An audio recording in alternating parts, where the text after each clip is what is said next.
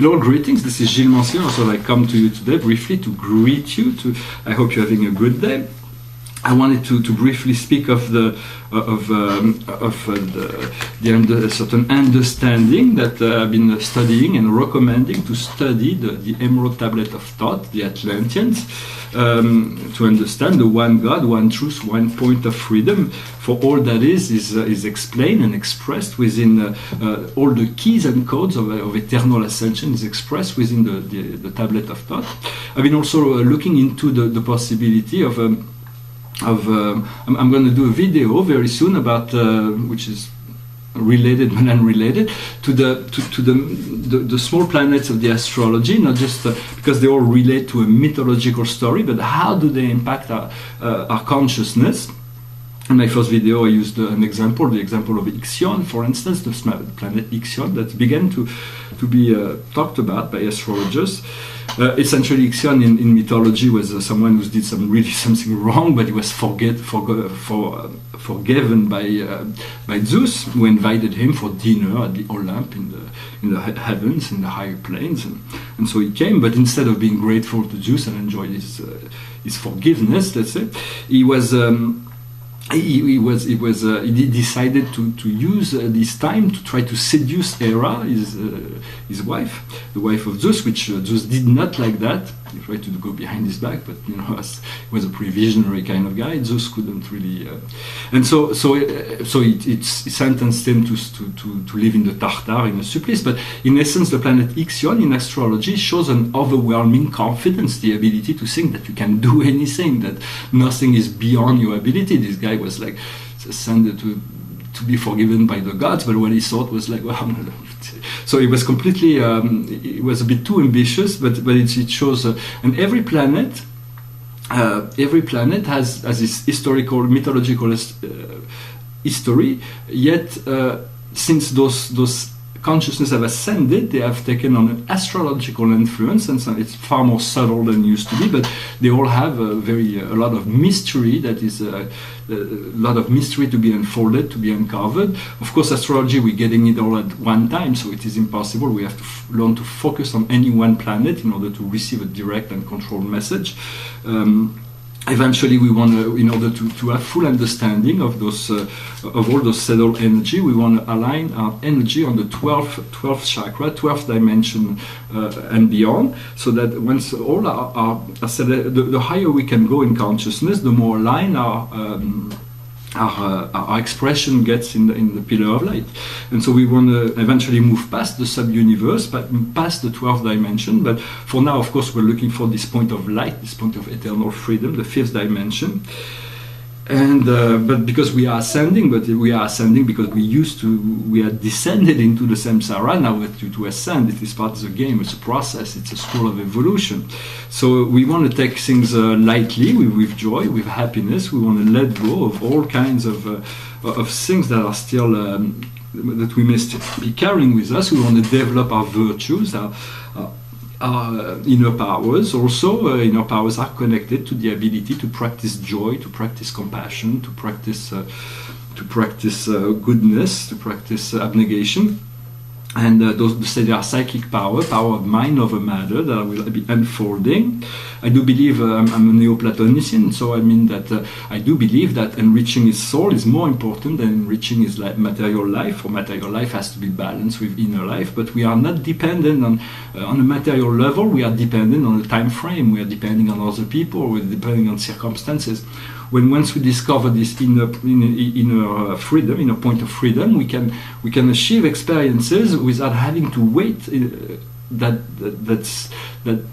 time catches up. So it is understanding that our inner self is really the place where we can find the transcendence and the abundance, and eventually develop psychic powers that will come later to demonstrate this inner understanding of the higher function of the human body. I'm going to pull a few cards to give some advice for the day, to see what a spirit may have to say. The situation for us today is morality. It is having to let go of those limited judgments.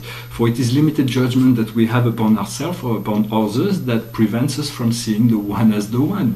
For everything is one. There are different levels of people working on different level of consciousness, but we cannot prevent them from going through their process. We wouldn't want to. We want to allow them. We do not want to fall prey or victim to them, so we want to be empowered within that, but we want to see things with lucidity and be above judgment. For if we judge and we are lucid, it will be for the highest good of the person. We will be able to arbitrate certain understanding, consciousness, level of consciousness, so that the person, because we cannot allow we cannot allow lies to continue. If we know the truth about something, we have the responsibility to bring the light into things. Yet we want to let go of self-judgment. We want to let go of judging others, understanding everybody's just where they are, how they are, and if we can love the people, love yourself, love life around you, the more we are able to do that without judgment, the more fluid and expansive our consciousness becomes. And so once we let go of judgment, we may find guilt.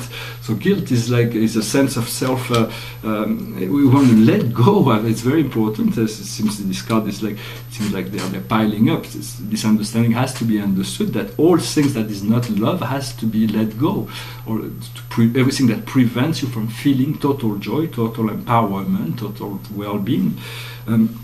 All those things, culpability from the past, will not change the situation. So they have to be let go as illusion, as maybe learning lesson. They will find their place in an harmonious way once we are able to deal with it with a certain maturity of consciousness in understanding. For we have to be not indulgent, but we have to be to remain a good friend to ourselves. And so if we have this inner self, and so there is a darker side and a lighter side, and so both parts are needing each other to evolve and grow, but eventually the light side becomes dominant, and the more we see the light, the more we are able to see the darkness within ourselves as well, and we become self-conscious, and we could have a tendency to need to punish ourselves for certain things that we feel we have done, or things that we have not done, or whatever.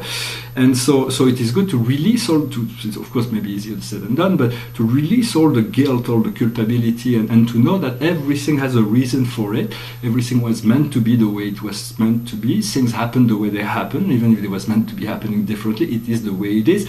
But now we can change and shift, and from that position of empowerment, we can recreate whatever situation from a point of light, where with the trust and knowing that the universe will provide the healing and understanding to whatever situation we need to heal and understand. For once we understand that, we discover adventure.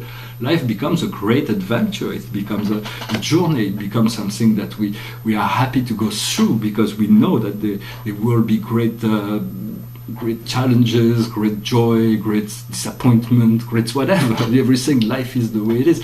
It is a school of evolution. The more we learn that we can rely on the higher intelligence that we call life, that people call God, that is everywhere present. It is like a parenting and intelligence that is infinitely wise, infinitely good. Yet it is not respecter of person. The only purpose of life is to educate each and every soul in relationship to a collective happening that is happening in truth on a much grander scale. For we understand this on a planetary level, but there are solar system, constellation, universe, super universe, all kinds of things. But for now, we are meant to understand the condition of our life, how to free ourselves from those limited conditions in order to achieve that point of freedom where we are able to experience life as an adventure. What is not visible is creativity. There will be the level of creativity that will be unfolding, that will be coming into. It's a universal card, a universal beauty. So we want to be able to contemplate always the whole and not get lost in any detail. When we get lost in the detail, it is what we are learning now. So we get stuck in an angle. Yet what is before us is possibility. It is really the realm of possibility. There is no limit to what we can achieve once we find that point of freedom. One God, one truth, one point of freedom. For that is a trinity of understanding, for we are that source. Once we discover the inner source within ourselves, we are realizing that we are connected to that ever greater source. Our source connection grows and grows and grows and then we recognize ourselves as the God of our creation and the God of all creation, for there is only one. And that is how all the great extraterrestrial galactic family, when they came here during that created all the mythology. Those beings were coming with great knowledge and understanding, and so it is inevitable that mortal humans would consider them as God.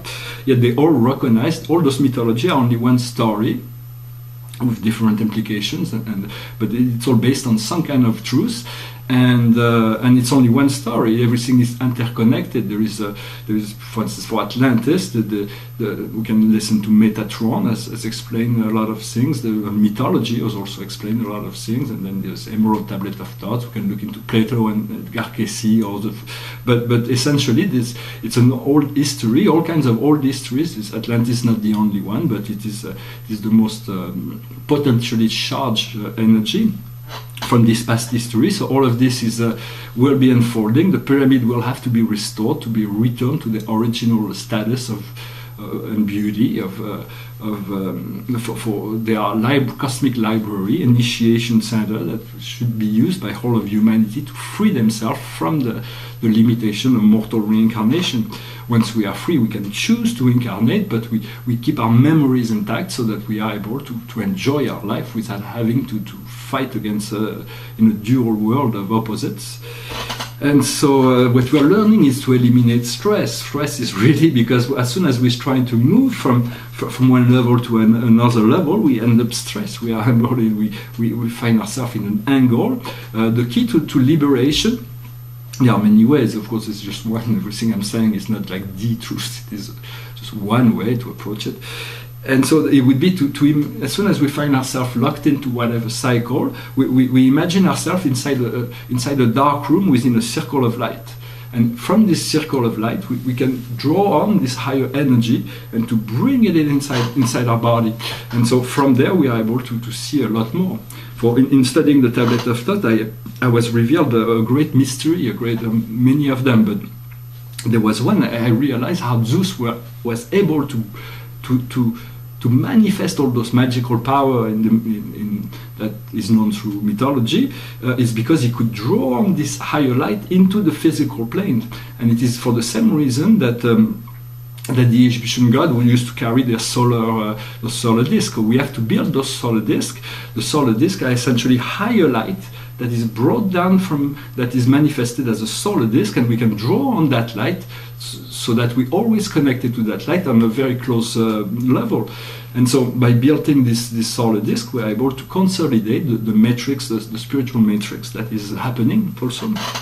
And so we want to work on that, but those solar discs is something that we need to draw on from a higher plane and to bring it into this plane.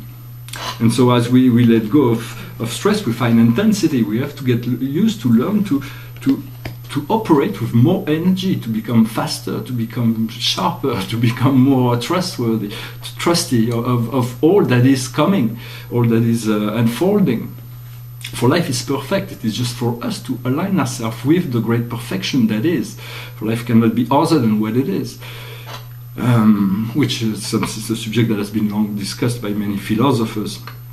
And then what we're learning as the outcome of all that is conditioning, is to let go of conditioning, to allow ourselves to be free from conditioning.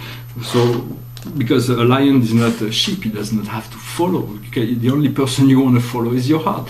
That is the true guide. It's the only true guide. It's the only one that will never leave you astray.